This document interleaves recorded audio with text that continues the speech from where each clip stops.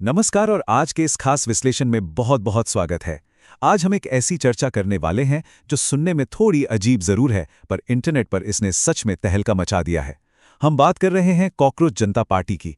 जी हाँ, बिल्कुल सही सुना। तो चलिए सीधे इस मुद्दे में उतरते हैं और समझते हैं कि आखिर ये डिजिटल विद्रोह है क्या।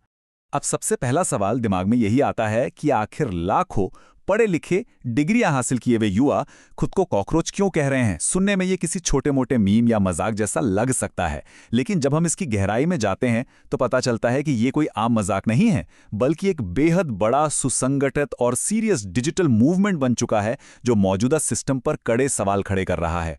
भाग 1, आक्रोश की चिंगारी। आइए देखते हैं कि इसकी शुरुआत कैसे हुई।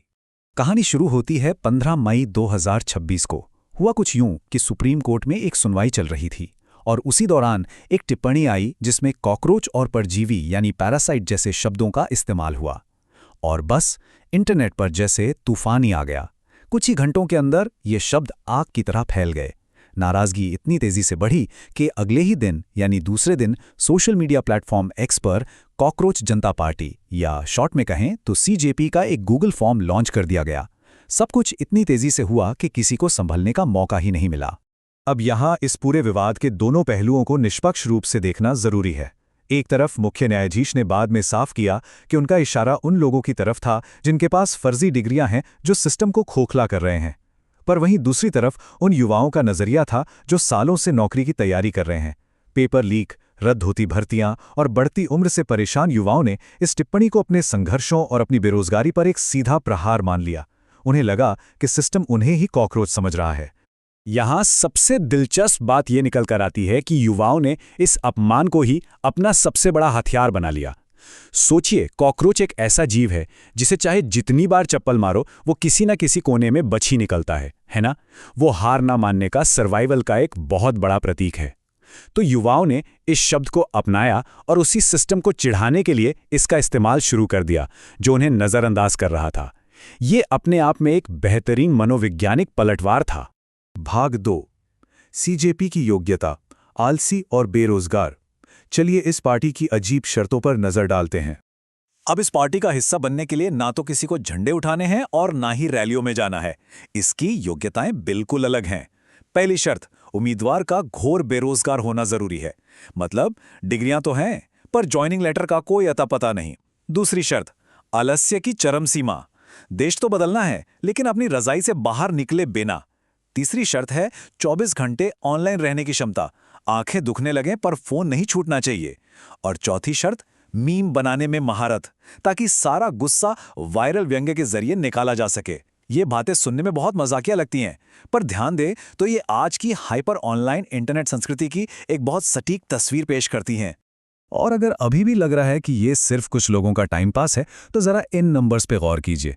15 से 20 लाख ये इंस्टाग्राम पर कॉकरोच जनता पार्टी के फॉलोअर्स का आंकड़ा है। इतनी बड़ी संख्या बिना किसी शक के इस बात का सबूत है कि ये मूवमेंट कोई पासिंग जोक नहीं है। ये असल में एक बहुत बड़े वर्ग की हताशा और उनके गुस्से की आवाज बन चुका है। भाग 3, मीम का सूत्रधार। आखिर इस पूरे खेल के पीछे दिमाग किसका है? सोर्स सामग्री बताती है कि इस मूवमेंट के पीछे 30 साल के अभिजीत नाम के एक शख्स का हाथ है। अगर हम उनके बैकग्राउंड को देखें तो पता चलता है कि 2020 से 2023 तक वो आम आदमी पार्टी की सोशल मीडिया टीम का हिस्सा रह चुके हैं, जहां उन्हें मीम आधारित कैंपेन चलाने का अनुभव मिला। आजकल वो बोस्टन यूनिवर्सिटी से पब्लिक रिलेशंस में मास्टर्स कर रहे हैं। तो हुआ ये कि उन्होंने अपने इस पॉलिटिकल पीआर के अनुभव का इस्तेमाल किया और बस एक सिंपल से गूगल फॉर्म के जरिए युवाओं के भड़कते गुस्से को एक संगठित मंच दे दिया। अभिजीत ने एक बात बिल्कुल साफ कर दी है कि ये कोई चुनाव लड़ने वाली पार्टी नहीं है। उन्हें ना तो वोट चाहिए और ना ही रैलियां करनी हैं। उनका मकसद है सिर्फ एक डिजिटल विरोध दर्ज कराना।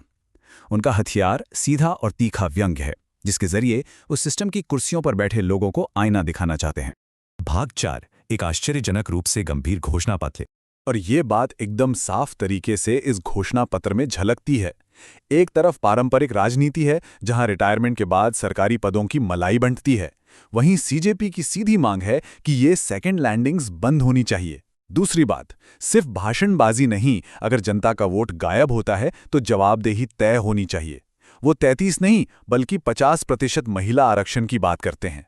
उनका मैनिफेस्टो टीवी चैनलों से टीआरपी वाले मुद्दों के बजाय बेरोजगारी और महंगाई पर फोकस करने को कहता है। और सबसे खास, चुनाव के बाद नेताओं के जर्सी बदलने यानी दल बदल पर पूरी तरह रोक लगाने की वकालत करता है। ये मांगे मीम के रूप में जरूर पेश की गई हैं, पर ये गहराई से सोचने पर मजबूर कर देती हैं।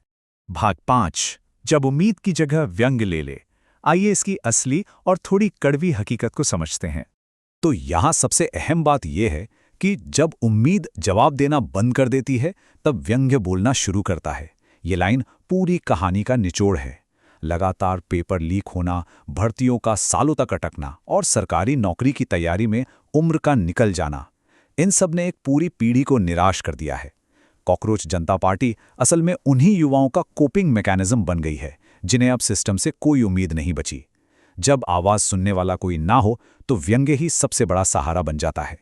इस विश्लेषण के आखिर में हमारे सामने एक बहुत बड़ा सवाल आकर खड़ा होता है।